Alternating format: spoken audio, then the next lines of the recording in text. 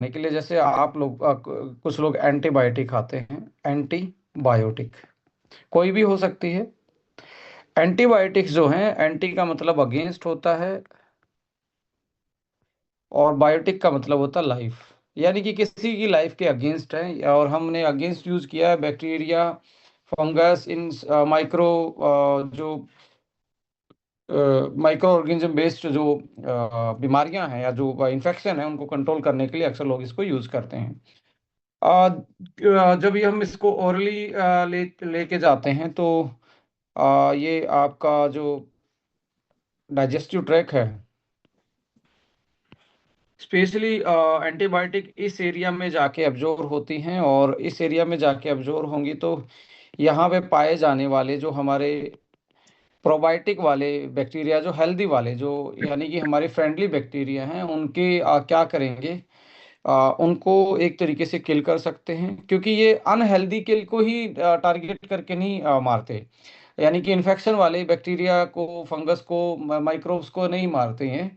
ये उनको भी किल करते हैं जो हमारे लिए हेल्दी हैं। तो ये सिलेक्टिव नहीं है कि किसको मारेंगे, इसके सामने जो भी आएगा उसको मारेंगे। तो और यहाँ बिलियंस में हमारे फ्रेंडली बैक्टीरिया रहते हैं, जो हम फूड खाते हैं, जिसको इंसान अपने एंजाइम से और अपने केमिकल से डाइजेस्ट नहीं कर पाता, उस फूड को ये डाइजेशन में हेल्प करते हैं। यानी कि हम जिसको नेचुरली डाइजेस्ट नहीं कर पाते, उसको ये उसको डाइजेस्ट कर पाते, और हमें कुछ न्यूट्रिएंट्स देते हैं, जैसे बायोटीन है, विटामिन B12 है, फोलेट है, और कुछ पॉलीफिनोल्स। पॉलीफिनोल्स का मतलब है, जैसे आपने अनार खाया, आपने कलरफुल फ्रूट्स खाए, उन कुछ चीज़ों को हमारी बॉडी डाइजेस्ट नहीं कर सकती, बट ये क्या करेंगे, उन पे उनको यूटिलाइज और कुछ ऐसे मॉलिक्यूल इनमें से डाइजेस्ट करके हमें दे देंगे, जो कि एंटीऑक्सीडेंट का काम कर सकते हैं, न्यूरो मैसेंजर का काम कर सकते हैं, इम्यूनिटी बूस्टर का काम कर सकते हैं। सो एंटीबायोटिक लेने वाले लोगों में अक्सर देखा गया है बी कॉम्प्लेक्स जो होता है, बी कॉम्प्लेक्स विटामिन की डेफिशिएंसी होती है। बी कॉम्प्लेक्स में सबसे ज्यादा बी कॉम्प्लेक्स, और साथ में विटामिन के शॉर्ट चेन फैटी एसिड एक होता है, म्यूफॉर्म मीडियम चेन फैटी एसिड एक होता है, लॉन्ग चेन फैटी एसिड। सो ये इसके साथ साथ इनके एब्जॉर्प्शन में एंटीबायोटिक लेने वाले के बॉडी में इनका एब्जॉर्प्शन अच्छे से नहीं होता, और दूसरे न्यूट्रिएंट्स भी जो जो माइक्रो ऑर्गेनिज्म को डिस्टर्ब किया है, डिसरप्शन किया है, जिनको किल किया है, वो जो एक्स्ट्रा हमें न्यूट्रिएंट्स दे रहे थे, या कुछ ऐसे मोलिक्यूल जो हम खुद डाइजेस्ट नहीं कर पाते, उनको डाइजेस्ट करके उनको एक्टिव फॉर्म में हमें देते थे, उनकी एक तरीके से डेफिशिएंसी बॉडी में होना स्टार्ट हो जाती है। सो इसके साथ लाइक यहाँ से जो ये हेल्प कर रहे हैं न्यूट्रिएंट्स की अब्जॉर्प्शन में, बॉडी उसको खाने के बाद डाइजेस्ट करके अपटेक कर पाए, उनके साथ अल्टर कर सकता है। और अक्सर आपने देखा होगा, जब जब हम एंटीबायोटिक किसी ने लिया है, तो उसको 2 या 3 दिन के बाद मुंह में कड़वापन रहना स्टार्ट हो जाता है, उसकी लाइक एक तरीके से कुछ भी खाने का मन नहीं करता, एसिडिटी सी फील होती है, बिकॉज उन्होंने हमारे गट में पाए जाने वाले हेल्दी बैक्टीरिया को भी किल कर दिया है। और वो हेल्दी बैक्टीरिया ही हमारे लिए एक तरीके से हमारे फ्रेंड थे, हमारे गट को ऐसा इकोसिस्टम बना के रखते थे हमारे गट में, जो हमें हेल्दी फील करवाता था, जो हमारे सिक्रीशंस को कंट्रोल करते थे, जो हमारे एसिड और पीएच को बैलेंस रखने का काम करते थे, स्टूल को सॉफ्ट करने का यानी कि कॉन्स्टिपेशन से बचाने का काम करते थे, और बाउल मूवमेंट को मेंटेन करने में हमारी हेल्प करते थे। वो धीरे धीरे उसके कारण ये किल होते हैं, और इस कंडीशन को डिसबायोसिस बोलते हैं। डिसबायोसिस यानी कि आपके हेल्दी बैक्टीरिया आपके किल हो जाना, डिसबायोसिस, जो आपकी immunity, digestion, energy regulation and inflammation, inflammation को कंट्रोल करते हैं। ऐसे लोगों को करना क्या चाहिए? ऐसे लोगों को जो एंटीबायोटिक लिया है उसके बाद उसको, या इससे डायरिया भी रहता है, मतलब लूज़ मोशन होना, ये सारी चीज़ें होना एंटीबायोटिक के केस में, एंटीबायोटिक रिलेटेड डायरिया। ऐसे लोगों को क्या करना चाहिए? फाइबर रिच डाइट ज़रूर लेनी चाहिए। प्रोबायोटिक फर्मेंटेड फूड लेने चाहिए, बट ज़्यादा एसिडिक ना हो। प्रोबायोटिक्स, फाइबर्स, और साथ में मल्टीविटामिन ज़रूर उनको अपनी प्लान करने चाहिए। जो वो आपके फ्रूट्स हैं, वेजिटेबल्स हैं, या सप्लीमेंट के तौर पे, ये 3 चीज़ें ज़रूर प्लान करनी चाहिए कि आपका गट रिवाइव रहे, गट सही से काम कर पाए, और जिससे हमारी इम्यूनिटी और स्ट्रॉन्ग रहे। धीरे-धीरे क्या होगा कि हमारे जैसे गट की जो लाइन है, ये लाइन है, ये कमज़ोर होना स्टार्ट हो जाती है, एंटीबायोटिक से कमज़ोर होगी, यहाँ पे अल्सर बनना स्टार्ट होगा, अल्सर से यहाँ पे कमज़ोर हो जाएगी, ये ऐसे करके इनर की वॉल बहुत वीक होना स्टार्ट हो जाए, और यहाँ अनडाइजेस्टेड फूड जो है, अनडाइजेस्टेड फूड सीधा ब्लड में मिलना स्टार्ट होगा। अब अनडाइजेस्टेड फूड सीधा ब्लड में मिलेगा, जो डाइजेस्ट नहीं हुआ, तो ब्लड में जाते ही हमारी जो वाइट ब्लड सेल्स हैं, उसमें जो टी सेल है, जो नेचुरल किलर सेल बोलते हैं, अंदर होती हैं टी सेल्स, जो हमारी सेना का काम करती हैं, वो एक्टिवेट हो जाती हैं, क्योंकि ये अनडाइजेस्टेड फूड था। तो इसको बोलते हैं, इस कंडीशन को लीकी गट। लीकी गट का मतलब है गट से लीक होना स्टार्ट हो गया फूड, और वो डायरेक्ट ब्लड में मिलना स्टार्ट हुआ। इससे सबसे पहले आपको एलर्जी ज़्यादा रहेगी, आपको पेट में हल्का-फुल्का दर्द भी रह सकता है, आपकी स्किन की डिसऑर्डर बढ़ेंगे, आपको ब्रेन के साथ मेमोरी में, आपके मूड में, रेगुलेशन में, हॉर्मोन्स में, इन सारी चीज़ों में इसके असर देखने को मिलते हैं, और ये भी देखा गया है, लीकी गट जो है वो बहुत सारे ऑटोइम्यून डिसऑर्डर का कारण भी बनता है, और बहुत सारे इन्फ्लेमेटरी डिसऑर्डर का कारण भी बनता है। मैं तो यही रिकमेंड करूँगा कि बहुत ही इमरजेंसी केस में, जब आपके पास ऑप्शन ही ना बचे, तब एंटीबायोटिक का यूज़ करें, और एंटीबायोटिक भी बिना प्रिस्क्रिप्शन और बिना लाइक बिना कंप्लीट कोर्स उसको छोड़ना नहीं होता। कुछ लोग क्या करते हैं, 2 या 3 दिन में उनको इन्फेक्शन में कंट्रोल आता है, फिर वो उसको छोड़ देते हैं खाना। ऐसा नहीं करना है, ऐसा इसलिए नहीं करना है, ऐसा आप करेंगे तो हमें अल्टीमेटली ड्रग का रेजिस्टेंस जो है वो बढ़ना स्टार्ट हो जाएगा। अगली बार आपकी बॉडी में जो बॉडी का जो रेजिस्टेंस है वो बढ़ जाएगा, उतनी डोज में अगली बार वो काम नहीं करेगा। इसलिए हमेशा ही कंप्लीट कोर्स यदि आपने करना है तो एंटीबायोटिक में कंप्लीट कोर्स ही कीजिए, और उस कोर्स के साथ अपने डाइट एंड न्यूट्रिशन को भी साथ में ज़रूर मैनेज करिए। और ऐसे केस में क्या होगा ना, आपको भूख कम लगेगी, भूख कम लगेगी, आपको कड़वाहट फील होगा, आपको ओवर एसिडिटी फील होगी, ब्लोटिंग फील होगी। तो हमेशा फाइबर के केस में भी आपको वाटर सोल्यूबल फाइबर पे ज़्यादा फोकस करना चाहिए, जो कि फ्रूट से ज़्यादा आता है एज कंपेयर टू वेजिटेबल से। दलिया, दही दही खिचड़ी जो है वो बेस्ट फूड होता है एंटीबायोटिक के टाइम पे, उसमें फाइबर भी हैं, और उसमें प्रोबायोटिक भी हैं। मल्टीविटामिन ज़रूर आप उस टाइम पे टेक ऑन कीजिए कि आपकी जो फूड से हमें जो चीज़ें अल्टर हुई हैं हमारी बॉडी में, उनकी कमी ना हो, और कमी होने के कारण हमें वो जो दिक्कत आनी है उनकी डेफिशिएंसी से, वो हमें फ़ील ना हो। लेडीज़ एंड जेंटलमैन, यहाँ पे मैं ज़रूर रिकमेंड करूँगा कि ऐसे केस में लीवो वन, जो एंटीबायोटिक लगातार ले रहे हैं, लीवो वन जरूर उनको फिर आ, दिन में 10-10 ml करके 2 बार जरूर पिलाएं, कि उनका गट का पीएच जो है और एंजाइम जो हैं अच्छे से काम कर पाएं। और साथ में मल्टीविटामिन जरूर उनको आप रिकमेंड करें। फ्रूट्स ज़्यादा फोकस करें, वो भी राइपन फ्रूट्स, और दलिया खिचड़ी, दलिया या खिचड़ी और प्रोबायोटिक दही जैसी चीज़ें यूटिलाइज आप उसको रिकमेंड कर सकते हैं उनके साइड इफ़ेक्ट से बचने के लिए। अ, आज के टाइम पे आप देखेंगे डायबिटीज़ का प्रकोप जो है वो बहुत ज़्यादा है, और डायबिटीज़ के केस में एक ड्रग आती है मेटफॉर्मिन।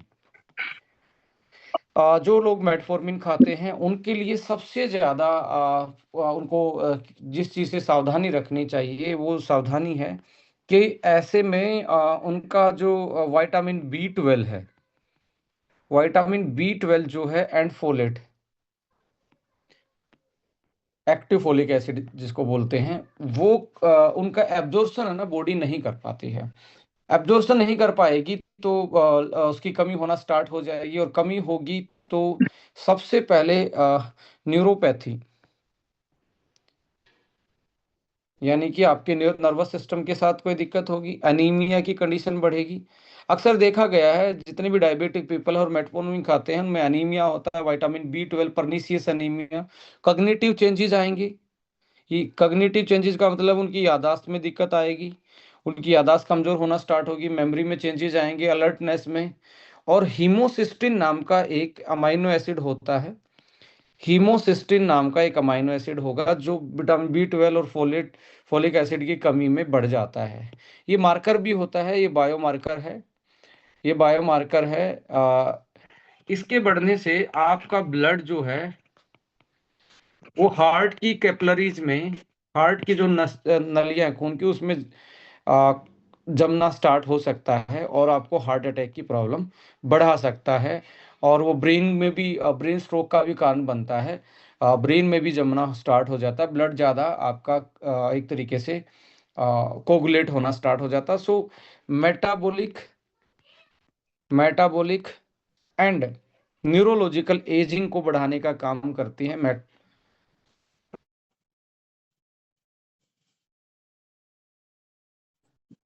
एजिंग, यानी कि ब्रेन की एजिंग को फास्ट कर देती है और मेटाबॉलिक एजिंग को भी फास्ट करना स्टार्ट कर देती है। तो ऐसे केस में हमेशा ही ऐसे लोगों को B complex including vitamin B 12, B 6 and folate जरूर आप रिकमेंड करें कि ये लोग जो मेटफॉर्मिन या डायबिटिक के पीपल हैं। और हमने जो आप देखेंगे डाई वाइटल जो प्रोडक्ट डेवलप किया था उसमें ये सारी चीज़ें मिलने वाली हैं आपको, कि उनका जो साइड जो वो टैबलेट ले रहे हैं, जो शुगर को मैनेज करने की चीज़ें ले रहे हैं, जिसके कारण उनमें जो कमियां हो जाती हैं, जो अपने फूड से वो डायरेक्ट यूटिलाइज नहीं कर पाते, तो उनके केस में आप उनसे उनका डेली का न्यूट्रिशन मेंटेन करवा सकते हो, जो उनकी न्यूरोलॉजिकल एजिंग को, न्यूरोपैथी को, मेटाबॉलिक चेंजेस को मैनेज करने में वो हेल्प करेगा। और हमेशा ही इन ड्रग्स का और सप्लीमेंट का 3 से 4 घंटे का आपके पास गैप होना चाहिए, हमेशा ही गैप रखना चाहिए सप्लीमेंट में और कोई भी मेडिसिन में, कि उसके एब्जॉर्प्शन में वो कोई दिक्कत ना करे। सो ये भी बहुत बड़ा एक केस है कि almost 100+ million of people India में डायबिटिक के शिकार हैं और वो कोई ना कोई ड्रग्स ले रहे हैं, और उनमें ये कमी होना स्टार्ट होते ही ब्रेन में दिक्कत आएगी, हार्ट की प्रॉब्लम बढ़ेंगी, हार्ट के स्ट्रोक, ब्रेन के एक तरीके से खून की नलियों में क्लॉटिंग के चांसेस हीमोसिस्टिन की वजह से बढ़ना स्टार्ट होंगे, हार्ट अटैक के कारण बन सकते हैं। और हीमोसिस्टिन जैसे ही बढ़ेगा, बी फोलेट की कमी होगी, 12 की कमी होगी, तो कुछ हमारे जो जीन हैं वो भी कुछ उनका काम में भी अल्ट्रेशन आती है, और उनके काम में अल्ट्रेशन आने से हमें बहुत सारे हमारे बायोलॉजिकल जो एक्शन है वो स्लो हो जाते हैं, जो हमें रिपेयरमेंट का काम कर रहे हैं, जो हमारी लॉन्जेविटी में काम करते हैं। सो ये भी एक मेटफॉर्मिन नाम की ड्रग जो है वो आपको हाई एक तरीके से ग्लूकोज को बेटर यूटिलाइजेशन में हेल्प करती है। बट कुछ ऐसे न्यूट्रिएंट्स हैं जो हमारे लिए बहुत इंपॉर्टेंट हैं, उनके उनको वो दिक्कत देती है, उसके एब्जॉर्प्शन में दिक्कत है, धीरे धीरे कमियां होनी स्टार्ट होती हैं, उन कमियों की वजह से हमारी बॉडी में चेंजेस आते हैं। तो उसमें बेस्ट यही है कि आप डाइवाइटल 1 आप देंगे तो एक तो ग्लूकोज के मेटाबॉलिज्म में वो बेटर करेगा, और जो साइड इफेक्ट हुआ है बॉडी में और जो लंबे टाइम से यूज कर रहे थे उनकी बॉडी में फोलेट, बी 12 और बी कॉम्प्लेक्स की कमी लॉन्ग टर्म में हुई है, और उनकी जो हार्ट में और या जो ब्रेन में जो डैमेज हुआ उसको रिकवर करने के लिए भी आपको ये सप्लीमेंट स्टार्ट करनी चाहिए अपने उनके लिए, और जो आपके साथ लाइक लंबे टाइम से, आपको पता है 2 साल से, 4 साल से, 5 साल से यूटिलाइज कर रहे हैं इन चीज़ों को, उनको डाइवाइटल बहुत अच्छा एक सप्लीमेंट में मानता हूँ। यदि आप पहली बार इस प्रोग्राम को अटेंड करें तो ज़रूर, जिसने आपको लिंक भेजा उसके साथ ये फॉर्मुलेशन डिस्कस कीजिए, और कैसे अपने आप को आप दोबारा से आपकी रिकवरी को बेटर कर सकते हो, जो ये पर्टिकुलर ड्रग्स के कारण, पर्टिकुलर मेडिसिन के कारण आपकी बॉडी में डेफिशिएंसी या साइड इफेक्ट हुआ, उसको कैसे बेटर रिकवर कर सकते हो। एक सीरीज होती है, नेस्डेक बोलते हैं, नेस्डेक, यानी कि एंटी इन्फ्लामेटरी ड्रग्स हैं, नॉन स्टीरोडल, बिना स्टीरोड्स के जो एंटी इन्फ्लामेटरी ड्रग्स हैं, पेन किलर बेसिकली इसमें आते हैं, लाइक आइबुप्रोफेन, जनरली एक यही लेके चल सकते हैं। बहुत सारे नेस्डे की उसमें आते हैं। जैसे ही आप लेंगे, ये लीवर को डैमेज करते हैं। लीवर को कैसे डैमेज करते हैं? ये सीधा हमारे ग्लूटाथाइन को यूज कर लेता है, ग्लूटाथाइन को यूज कर लेता है। ग्लूटाथाइन जो है ना, मास्टर एंटीऑक्सीडेंट है, जो स्टोर रहता है बॉडी में, मास्टर एंटीऑक्सीडेंट है ये, जो हमारी बॉडी में स्टोर रहता है, और हमें जो फ्री ऑक्सीडेटिव और फ्री रेडिकल से हर टाइम हमारी बॉडी के पास ये, एक तरीके जैसे आपका सेविंग अकाउंट है, ऐसे ही ये भी हमारे एंटीऑक्सीडेंट का सेविंग अकाउंट है। ग्लूटाथाइन को सीधा जितनी भी पेन किलर हैं ये इसको यूटिलाइज कर लेती हैं, और जैसे यूटिलाइज करेंगी, लीवर के कुछ एंजाइम जो हैं, जो हमारी बॉडी को डिटॉक्सिफाई करते हैं, जो हम ड्रग्स खा रहे हैं, जो हम केमिकल खा रहे हैं, अल्कोहल है, निकोटीन है, कैफीन है, बहुत सारे ऐसे चीज़ें जो हम डेली यूटिलाइज कर रहे हैं, उन एंजाइम को लीवर जो बनाता है, उनका प्रोडक्शन, उनके एक्शन में ये अल्टर करते हैं, और हमारी बॉडी से डिटॉक्सिफिकेशन होना बंद हो जाता है, यानी कि स्लो हो जाता है बॉडी का नेचुरल डिटॉक्सिफिकेशन। सो आप नेस्डेक जो ले रहे हैं, पेन किलर लगातार ले रहे हैं, उनकी बॉडी में आप देखो, जैसे ही ग्लूटाथाइन कम होना स्टार्ट होगा, तो वो लीवर में इन्फ्लामेशन स्टार्ट हो जाएगी, लीवर में सूजन बढ़ेगी, लीवर में और लीवर अपने आप को डिटॉक्सिफिकेशन कंप्लीट नहीं कर पाएगा, अपने आप की साफ सफाई अच्छे से नहीं कर पाएगा, ब्लड में टॉक्सिन्स बढ़ना स्टार्ट होंगे, तो किडनी पे भी प्रेशर आएगा। तो ऐसे में आप देखेंगे पेन किलर जो है किडनी और लीवर के लिए सबसे ज़्यादा खतरनाक होती हैं।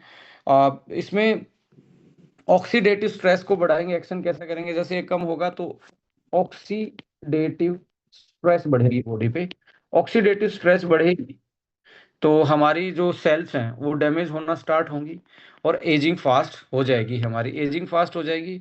और लोअर हिपेटिक्स, हिपैटिक, ये जो कि किसका नाम है, लीवर का, लोअर हिपैटिक एंड माइट्रोकॉन्ड्रिया, जो पावर हाउस होता है बॉडी का, माइटोकॉन्ड्रियल ग्लूटाथाइन रिजर्व को क्या कर देते हैं?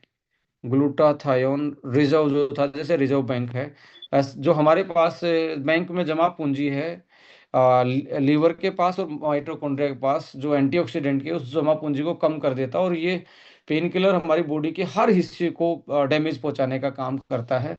सो लॉन्ग टर्म में आपके माइटोकॉन्ड्रिया की एजिंग, जहाँ से एनर्जी बननी है, और लीवर की एजिंग को ये फास्ट कर देते हैं। तो पेन किलर हमारे लिए मानो कि हमारी लॉन्जिविटी और को अनसिक्योर करते हैं, और एजिंग को बहुत फास्ट करते हैं। सो एजिंग को फास्ट करने में ये भी बहुत बड़ा रोल प्ले करते हैं। सो ऐसे केस में आपको हमेशा ही लीवर वन बहुत अच्छा एक प्रोडक्ट हो सकता है, जो पेन किलर खा रहे हैं, और उनके साथ साथ लीवर वन के साथ एक हम एंटी इन्फ्लामेटरी में, या जैसे एसबीटीसी जूस एक बहुत अच्छा साथ में ऑप्शन हो सकता है। एसबीटीसी जूस है, या आप देखेंगे आपका अस्वा वन एक बहुत अच्छा सब्स्टिट्यूट हो सकता है, एंटीऑक्सीडेंट पावर अडन का काम करेगा। एसबीटीसी जूस है, अस्वा वन है, या ज़्यादा लंबे टाइम से खाया तो ए9 ओंग को भी आप यूज़ कर सकते हैं, to cope up with the damage को रिवर्स करने में, और लीवर को बेटर रखने के लिए, और हमारी बॉडी से उनका जो साइड इफेक्ट है माइटोकॉन्ड्रियल लेवल पे और हिपैटिक लेवल पे, उसको रिकवर करने में ये काफ़ी अच्छी मदद आपकी कर सकते हैं। सो इसके बाद आप देखेंगे कुछ लोग एंटासिड यूज़ करते हैं। एसिडिटी उनको सुबह-सुबह ज़्यादा होती है, तो एंटासिड के रूप में वो अ, कुछ चीज़ें यूज़ करते हैं। एंटासिड की टैबलेट खाते हैं। सो जिसको हम बोलते हैं पीपीआईज़ एंड एस2 ब्लॉकर्स, यानी कि कुछ चीज़ को ब्लॉक कर रहा है बॉडी में। सो ये जैसे ही आपके स्टमक में जो पीएच है, जो आपके स्टमक में जो पीएच है, बेसिकली जो जिसको हम बोलते हैं भोजन की थैली, पॉकेट ऑफ द फूड, यहाँ पे पीएच होता है, बहुत लोअर पीएच होता है, 2.2 पीएच होता है। इसके पीएच को अल्टर कर देते हैं और स्लाइटली ऊपर कर देते हैं। पीएच बढ़ जाएगा इसका स्टमक का, और एसिड को ब्लॉक करता है। तो ऐसे में क्या होगा कि हमारे मिनरल्स जो हैं उनको एक्टिवेट करने के लिए ये स्टमक वाला एसिड काम में आता है, और एक पीएच पे जाके वो एक्टिवेट होते हैं, तभी उनको बॉडी यूटिलाइज कर पाती है। जब कोई एंटासिड खा रहा है तो उसको बेसिकली यहाँ से क्या होगा, उसके ये मिनरल्स जो डाइट में ले रहा है वो एक्टिवेट नहीं होंगे। जैसे मिनरल्स कौन से वाले हैं? कैल्शियम है, मैग्नीशियम है, आयरन है एंड बी12 है। कैल्शियम, मैग्नीशियम, आयरन, बी12 की जो एंटासिड देते हैं उनको डेफिशिएंसी मिलेगी आपको।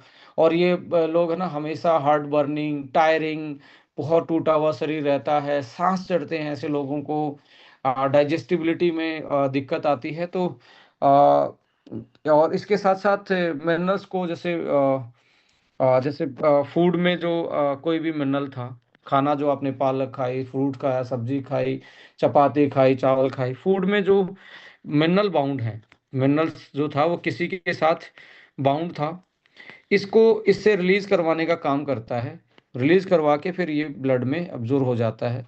यदि एसिड नहीं होगा तो ये आपस में बंधे रह जाएंगे, बाउंड रहेंगे, ऐसे बाउंड रह जाएंगे, और अल्टीमेटली आप देखेंगे पर्टिकुलरली वो हमारे लिए अनअवेलेबल हो जाएंगे, और हम उसको अब्जॉर्ब नहीं कर पाएंगे, और धीरे धीरे उसकी डेफिशिएंसी होना स्टार्ट हो जाएगी। सो दूसरा, लोअर एब्जॉर्प्शन, यानी कि एसिड लो है तो एब्जॉर्प्शन भी लो है इनका, मिनरल्स का। सो लोअर एसिड का एब्जॉर्प्शन है, एब्जॉर्प्शन जो हो जाएगा वो लोअर रहेगा। सो ध्यान रखें, कोई भी एंटासिड खा रहा है तो उनमें मिनरल्स की डेफिशिएंसी होना लाजमी है। सो लो मैग्नीशियम आपकी, जैसे यदि लो मैग्नीशियम होता है, जिन लोगों को कम नींद आती है, डीप नींद नहीं आती, तो मान के चलें, और बॉडी में क्रैम्प रहता है, मसल टाइट रहती हैं, सो साइन है लो मैग्नीशियम के। मैग्नीशियम उनका लो है, जो अफेक्ट करता है आपकी स्लीप को, अच्छी नींद दिलाने में आपकी हेल्प करता है। जिससे कम होगा तो नींद भी क्वालिटी और क्वांटिटी दोनों कम हो जाएंगी, नींद अच्छी नहीं रहेगी। इंसुलिन की सेंसिटिविटी, इंसुलिन अच्छे से काम नहीं कर पाएगा, डायबिटिक होने के चांसेस, एंटासिड के साथ भी डायबिटिक होने के चांसेस हो सकते हैं। मसल फंक्शन, मसल में क्रैम्प रहेगा। होता ना कि चलते चलते कुछ लोग कहते हैं जी, जैसे मेरे ना पैर की नस चढ़ गई है, या टाइट ऐसे वो हो गई है, तो वो लो मैग्नीशियम का एक तरीके से सिम्टम है। स्ट्रेस स्ट्रेस में जो रेजिलेंस है, आपकी बॉडी जो की ताकत है स्ट्रेस से लड़ने की, वो धीरे धीरे कम होती जाएगी। सो अल्टीमेटली आप लास्ट में जाते जाते क्या होगा, बोन का लॉस होना स्टार्ट हो जाएगा। अब बाहर से मिनरल्स नहीं मिलेंगे, तो हमारे पास बोन्स हैं, उनसे ये बॉडी अपनी रिक्वायरमेंट पूरी करेगी। बॉडी बोन से लेना स्टार्ट करेगी, हड्डियों से निकालना स्टार्ट करेगी, तो बोन का लॉस, एनीमिया, खून की कमी, न्यूट्रिएंट डेफिशिएंसी, जो एनीमिया है, बोन्स का डेंसिटी कम होगी, फ्रैक्चर होने के चांसेस। सो अल्टीमेटली आप देखेंगे ये हमारे मेटाबॉलिक पाथवे पे एंड न्यूरोलॉजिकल हेल्थ पे बहुत बड़ा इफेक्ट डालता है। सबसे पहले उनके सिम्टम्स मेटाबॉलिक और न्यूरोलॉजिकली आने स्टार्ट होंगे। सो ऐसे केस में आप हमेशा ध्यान रखें, लीवो वन सिरप बहुत अच्छा है। उस आदमी को लीवो वन सिरप जरूर रिकमेंड करें, 10 10 ml 2 टाइम। और एंटासिड के खाना खुना खाने के बाद, खाने के भी 2 घंटे के बाद आपको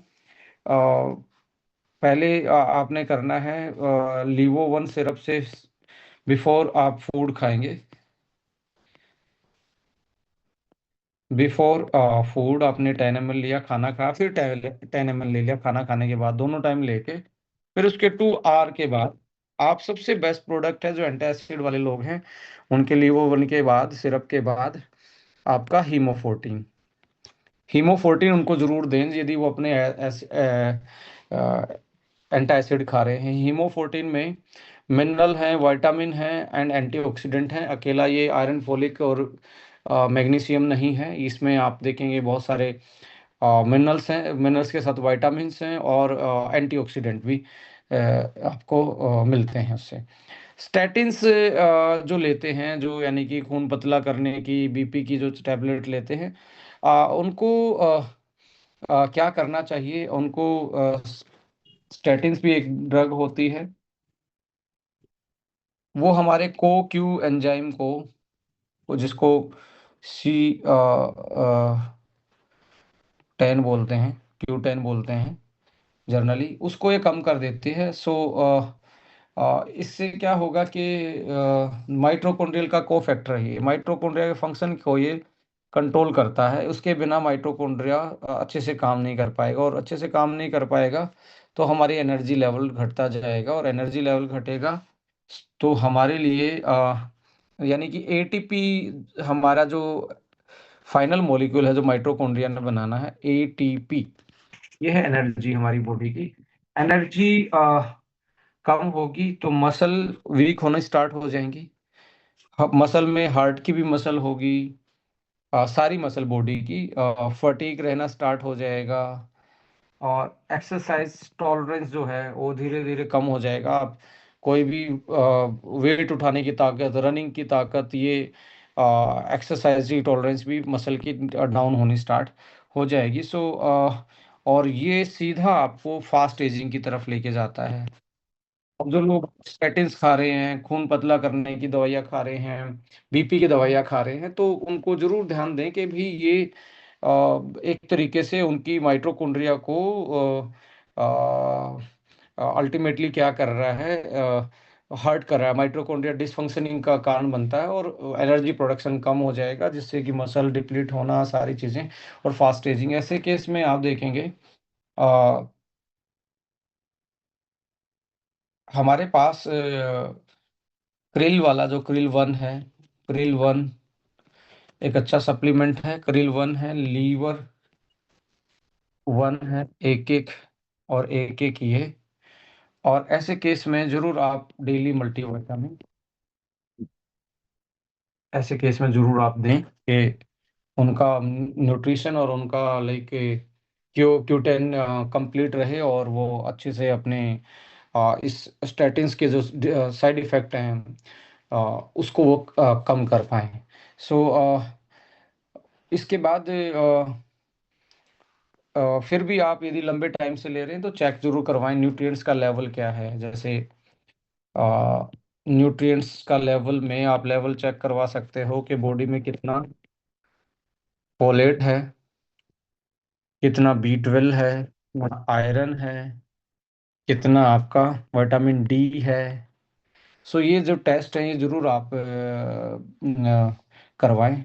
मैग्नीशियम, जिंक को, Q10, इसको जरूर आप जितनी भी मेडिकेशन बताइए इस पे फर्क डालते हैं। B12 को कम करेंगी, मैग्नीशियम को कम करेंगी, फोलिक एसिड फोलेट को कम करेंगी, जिंक को कम करेंगी, को Q10 को कम करेंगी, और लाइक पेन किलर हैं जो ग्लूटाथाइन को कम करेंगी।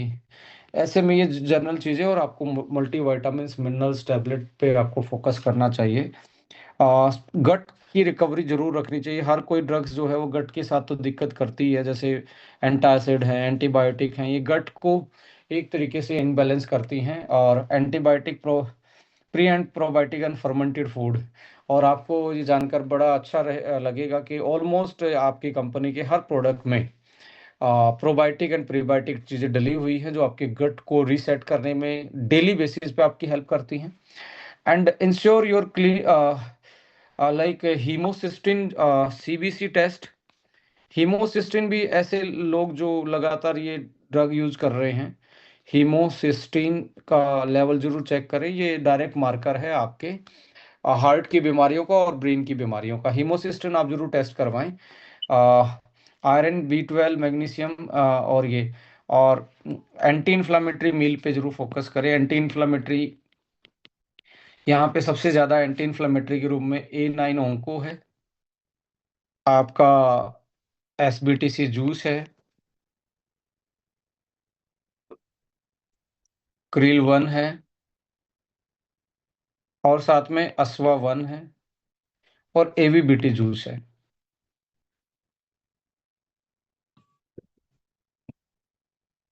ये चीजें आपके इन्फ्लामेशन को कंट्रोल करेंगी और आपके एंटीऑक्सीडेंट वैल्यू को बढ़ाएंगी। सो अल्टीमेटली हर मेडिकेशंस का बेनिफिट है और उसकी एक बायोलॉजिकल कॉस्ट है, ये ध्यान रखने। जो आप बेनिफिट ले रहे हैं, किसी का BP कंट्रोल करके, किसी का ग्लूकोज को मेटाबोलाइज, मेटफॉर्मिन को यूज करके ग्लूकोज को मेटाबोल उसका बेनिफिट ले रहे हैं उसके मेटाबॉलिज्म में।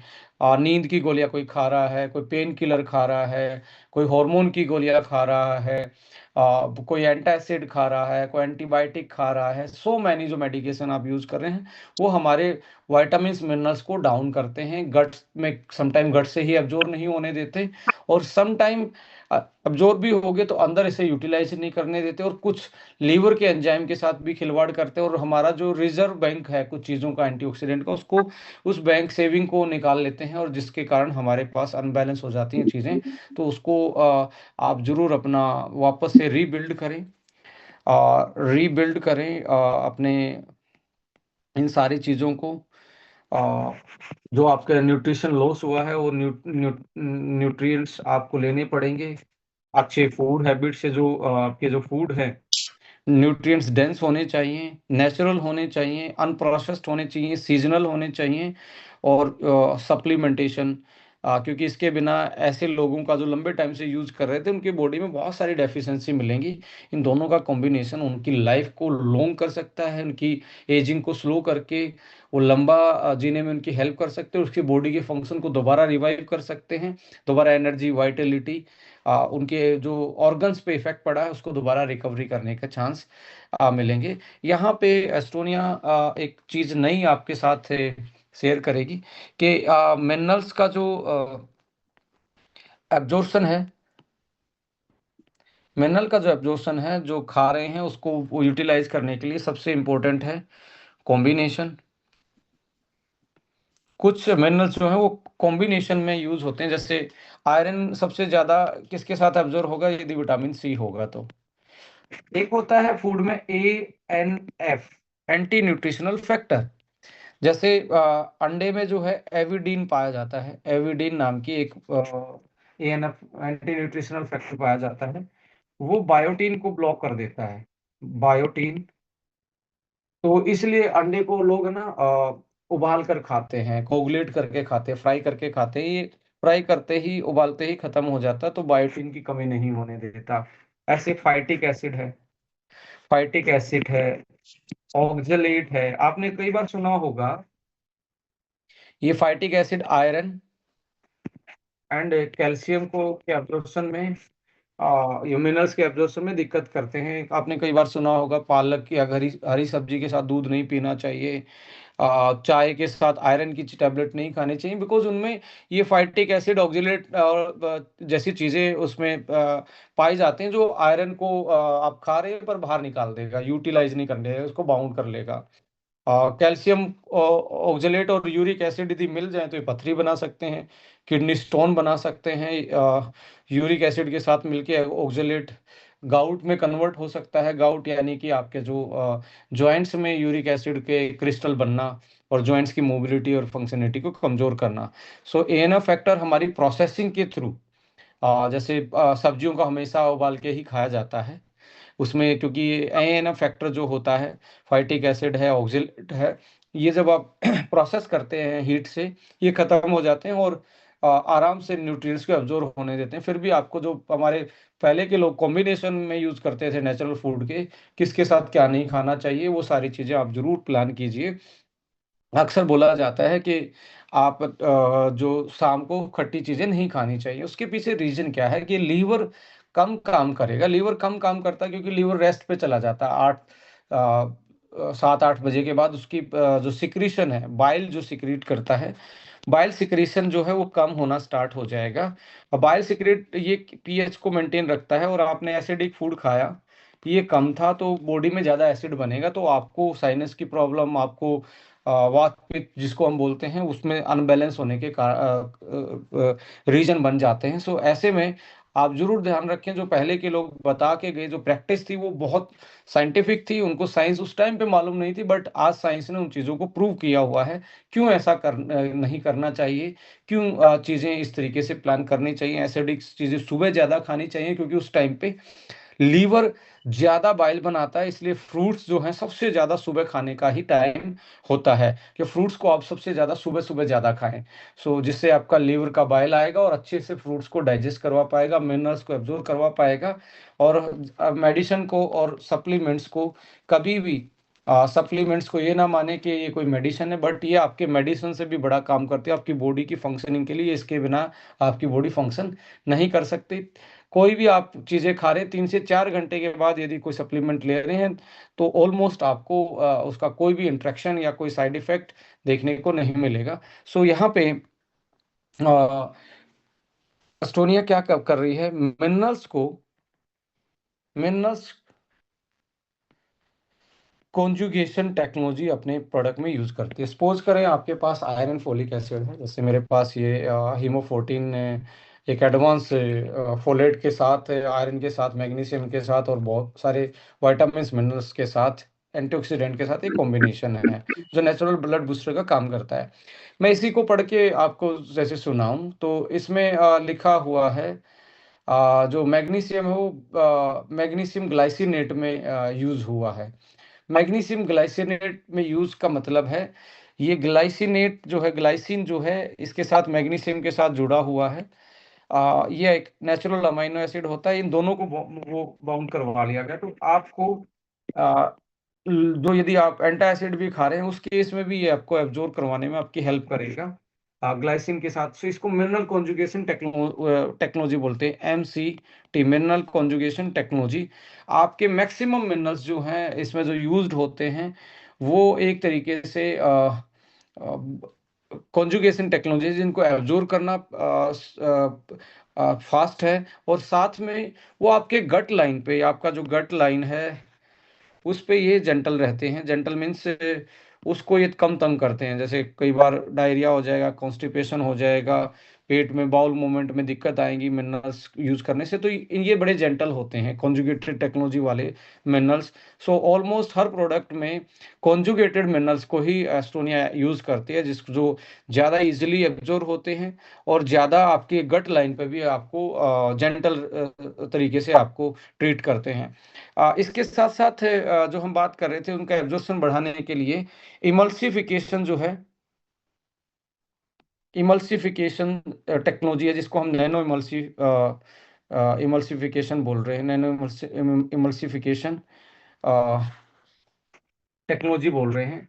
इमल्सिफ़िकेशन का मतलब क्या है, जो आप जो एसिड आपके फूड में यहाँ स्टमक से ऐड हुआ और ये नीचे आया, तो यहाँ आपका क्या था, लीवर था, लीवर ने यहाँ बाइल डाला, बाइल अपना जूस बना के डाला, ऊपर से एसिड था, फूड के साथ एसिड मिला हुआ था, और ये जैसे बाइल के साथ तो ये इमल्सिफाई हो जाएगा, ये टूट जाएगा, जैसे दूध फट जाता है ना, इस ऐसे ये कोगुलेट होना या फट जाना जिसको हम बोलते हैं, वो इमल्सिफाई हो जाएगा, और जिससे बॉडी उससे वोमेनस और ये सारी चीज़ें, अमाइनो एसिड, आपके amino acid, omega fatty acid, carbohydrate यहाँ से अलग होने स्टार्ट होते हैं, तो धीरे धीरे सिंप्लीफाई होंगे तो बॉडी अब्जॉर्ब कर पाएगी। सो यदि आप बाहर से ही इमल्सिफिकेशन टेक्नोलॉजी को यूज़ करते हो, नैनो इमल्सिफिकेशन टेक्नोलॉजी यूज़ करते हो, तो वो आपके एब्जॉर्प्शन को बढ़ाती हैं। एक साथ में आता है आपका टेक्नोलॉजी है, दैट इज़ आज के टाइम पे टेक्नोलॉजी चल रही है, जो नेगेटिव एंड पॉजिटिव एनवायरनमेंट को, चाहे वो फैट में घुलनशील हो या वाटर में घुलनशील हो, उन दोनों की उनको टेक्नोलॉजी टेक्नोलॉजिकली इमल्सिफाई करके उनको यूटिलाइज करवाने में हेल्प करती है। सो जिसको हम बोलते हैं lipo Samuel technology. Ladies and gentleman, liposomal technology भी हमारे मिनरल्स, विटामिन्स और जो सप्लीमेंट है उनको एब्जॉर्ब करवाने में हमारी हेल्प करती है, डाइजेशन में हेल्प करती है, डिलीवर करने में हेल्प करती है, न्यूट्रिएंट्स की स्टेबिलिटी में, एब्जॉर्प्शन में, यूटिलाइजेशन में हेल्प करती है। सो ये टेक्नोलॉजी और साथ में आपकी मिनरल कॉन्जुगेटेड टेक्नोलॉजी आपको बेहतर एब्जॉर्प्शन देती है, उसी मॉलिक्यूल को बॉडी ज़्यादा यूटिलाइज कर पाएगी जब इस तरीके की चीज़ें होंगी। सो इसलिए एस्टोनिया वन अपने साइंटिफिक फॉर्मुलेशन के नाम से जानी जाती है, और उसको सर्टिफाइड करने के लिए आपका प्लांट यूएसएफडीए एंड आपके पास एक तरीके से गवर्नमेंट रिकॉग्नाइज्ड रिसर्च भी डीएसआईआर सर्टिफाइड आपका प्लांट है, जो कि government recognise R and D facility, R and D company के रूप में रिकॉग्नाइज है, और वर्ल्ड ग्लोबल लेवल की मैन्युफैक्चरिंग फैसिलिटी आपके पास यूएसएफडी सर्टिफाइड प्लांट है। तो आप ट्रस्ट कर सकते हैं, और आप बहुत सारे लोगों ने इस पर ट्रस्ट किया और यूटिलाइज किया, आज अपनी लाइफ को बेहतर तरीके से मैनेज कर रहे हैं, अपनी लाइफ को, हेल्थ को और लाइफ स्पेन को मेंटेन कर रहे हैं। और मैं ज़रूर बोलूँगा, जो लंबे टाइम से, जो लॉन्ग टर्म से मेडिकेशन यूज कर रहे थे, विटामिन मिनरल्स के साथ साथ आप एक चीज ऐड ऑन कर सकते हैं, दैट इज यंग फ्यूल। वापस से खोई हुई एज, जो फास्ट एजिंग होगी, उसको रिवर्स कर सकते हैं, और ये पेटेंटेड फॉर्मुलेशन है। आ, ये प्रूवन साइंटिफिक फॉर्मुलेशन है कि आप बायोलॉजिकल एज को रिड्यूस डाउन कर सकते हो इसको यूटिलाइज करके। और बहुत सारे लोगों ने इसको यूटिलाइज किया, और अपनी एज को, अपने सिम्टम्स को, अपनी बॉडी के फंक्शंस को दोबारा से रिपेयर किया। सो बस इन सारी बातों के साथ मैं यही बोलना चाहूँगा, अपना ध्यान रखिए, अपनों का ध्यान रखिए, और जो लोग ऐसी लंबे टाइम से मेडिकेशंस पे हैं, उनका ज़रूर विटामिन्स, मिनरल्स और उनकी बॉडी पे जो साइड इफेक्ट पड़े हैं उनको किया। ये यूट्यूब पे भी सेशन मिल जाएगा, और इस तरीके से आप मैनेज कर सकते हो। तो ऐसे केस में gut health, liver health, vitamins, minerals, इन लोगों को जरूर आप दें। बट जो भी ये मेडिकेशन ले रहे हैं, इस मेडिकेशन में और उस सप्लीमेंट में 3 से 4 घंटे का गैप होना चाहिए।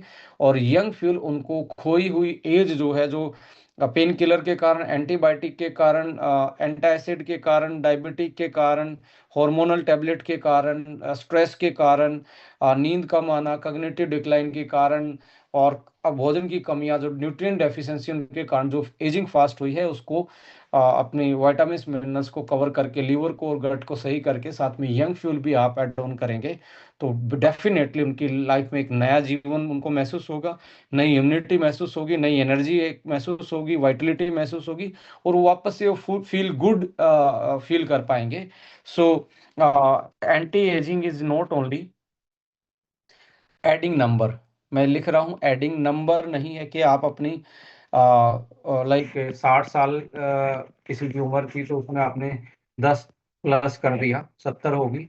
ये ओनली यहाँ तक सीमित नहीं है, ये एडिंग लाइफ